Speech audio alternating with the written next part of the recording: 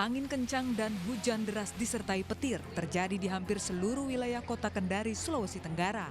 Kejadian ini terekam kamera warga.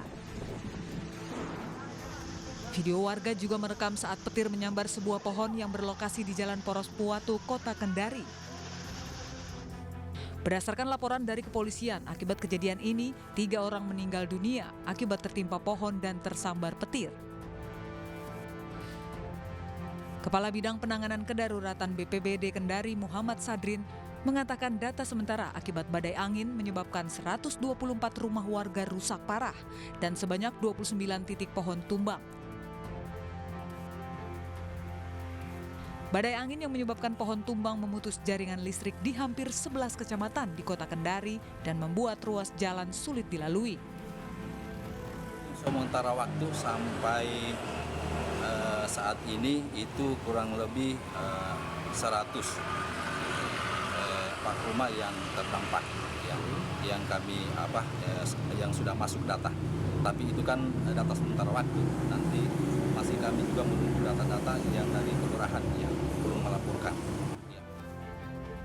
Hingga saat ini BPBD masih menunggu data warga terdampak musibah badai angin dari sejumlah kelurahan. Pihak BPBD bersama instansi terkait juga terus membersihkan pohon tumbang yang masih menutupi ruas jalan dan rumah warga. Sementara itu, akibat tidak mendapatkan nasi kotak dari posko pengungsian kebakaran Depo Pertamina Pelumpang, Jakarta, sejumlah warga nyaris baku hantam. Panitia beralasan nasi kotak diprioritaskan untuk korban kebakaran karena persediaan yang terbatas.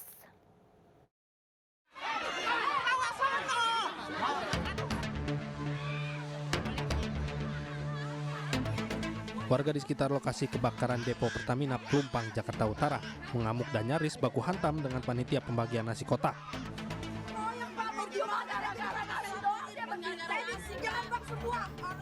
Warga beralasan banyak warga yang menerima nasi kotak meski bukan korban terdampak kebakaran. Mereka meminta jatah nasi kotak karena melihat stok makanan masih tersedia. Kalau saya diinin sama Allah, kena rumahnya hancur ya sama aja. Karena saya dilindungi sama Allah, saya selamat. Tapi saya Pak, orang pada minta nasi, saya minta. Jangan ada omel-omelin Bapak. Siapa yang ngomelin Bu? Enggak dapat Pak. Saya mau berantem Pak. Siapa yang ngomelin Bu? Panitianya, itu bukan Ibu aja, saya juga diomelin. Iya Pak. Ya harus maklum aja. Tapi jangan omelin Pak. Kesel Pak. Sabar. Saya masih bisa Pak beli nasi 10.000 Pak. Tapi orang-orang itu pada dapat, saya pengen Pak. Sementara panitia pembagian nasi kotak yang berada posko mengatakan ketersediaan nasi kotak terbatas dan diprioritaskan kepada korban terdampak. Tadi itu kalau stok makanan banyak dari warga yang tidak terdampak itu kita ajak makan bareng di sini. Apabila stok makanan sedikit, maka kami lebih memprioritaskan warga yang terdampak. Saat ini, warga yang rumahnya terbakar berada di pengungsian. Sebagian warga yang rumahnya tidak terbakar sudah kembali ke rumah masing-masing yang rumahnya tidak terbakar. Dari Jakarta, Sofyan Firdaus, iNews melaporkan. 3 jenazah korban kebakaran Depo Pertamina Pelumpang sudah diidentifikasi oleh pihak Rumah Sakit Polri Kramat Jati. 2 jenazah laki-laki dan 1 jenazah perempuan. 3 jenazah teridentifikasi melalui metode sidik jari.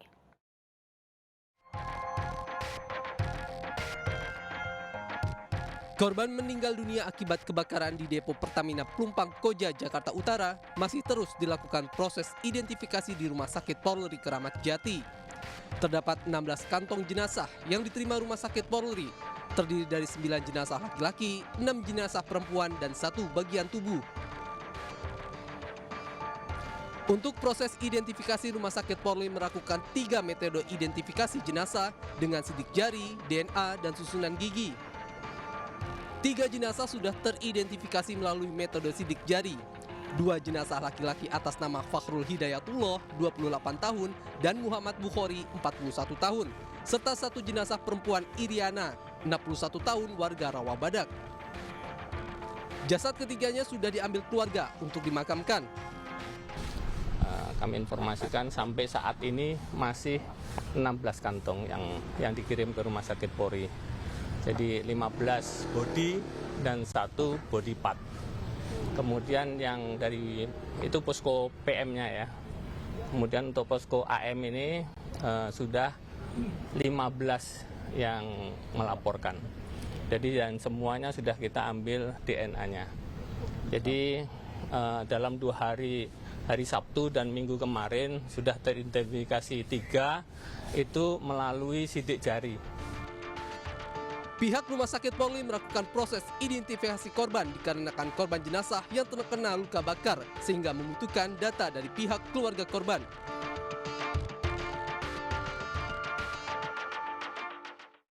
Jumlah pengungsi di PMI Koja Jakarta berkurang jadi 165 jiwa dari 44 kartu keluarga. Bantuan demi bantuan pun terus diberikan kepada korban yang terdampak. Kebakaran yang menghanguskan ratusan rumah di depo Pertamina Pelumpang, Jakarta, Jumat malam, mengharuskan para terdampak mengungsi ke posko pengungsian yang tersebar di beberapa titik. Di PMI Koja Jakarta, terdapat pengurangan pengungsi dari yang semula 193 jiwa. Per Senin sore, terdapat 163 jiwa dari 44 kartu keluarga yang masih menginap karena rumah terbakar. Sejumlah pengungsi mengaku membutuhkan beberapa kebutuhan lainnya seperti pakaian dalam, pembalut, dan popok untuk para pengungsi bayi dan lansia.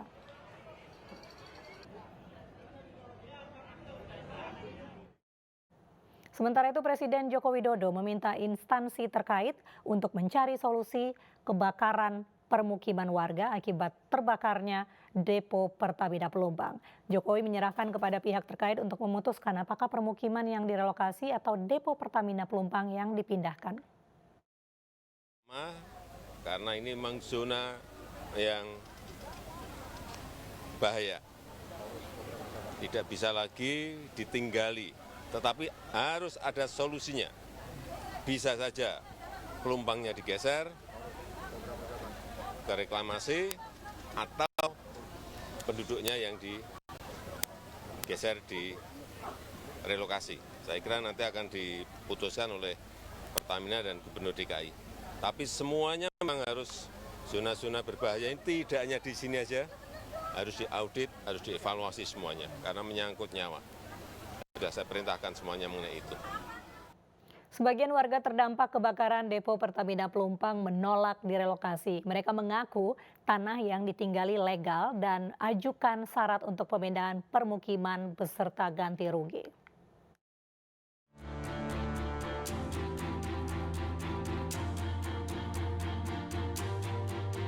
Wacana relokasi pemukiman warga pasca kebakaran depo Pertamina Pelumpang pada Jumat malam menimbulkan banyak pro dan kontra.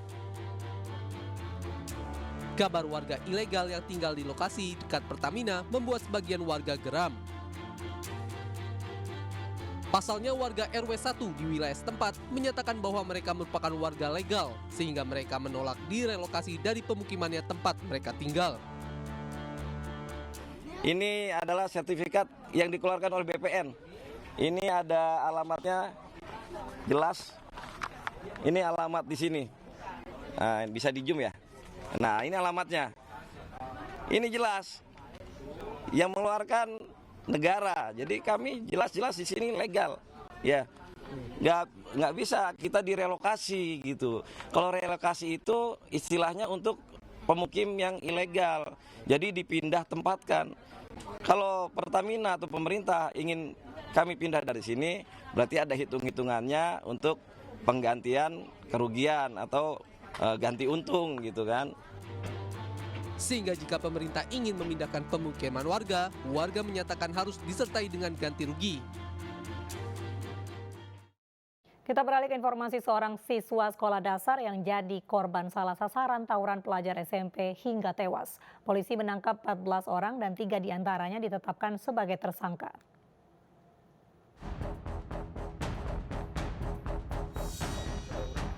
Pelaku penganiayaan hingga tewas terhadap pelajar kelas 6 sekolah dasar warga Citepus, Pelabuhan Ratu, Kabupaten Sukabumi, Jawa Barat ditangkap. 14 orang yang ditangkap masih berstatus sebagai siswa sekolah menengah pertama di Pelabuhan Ratu.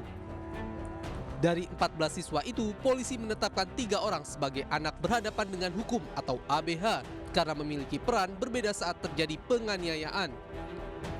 Hasil pemeriksaan polisi, para pelaku sebelumnya melakukan konvoi sambil membawa bendera untuk mencari lawan. Saat di lokasi kejadian, mereka melihat korban bersama teman-teman yang sedang berjalan kaki untuk pulang ke rumahnya. Namun naas bagi korban saat sedang berjalan dibacok pada bagian lehernya hingga mengalami luka parah dan tewas saat perjalanan ke rumah sakit. Usai melakukan aksinya, para pelaku langsung kabur.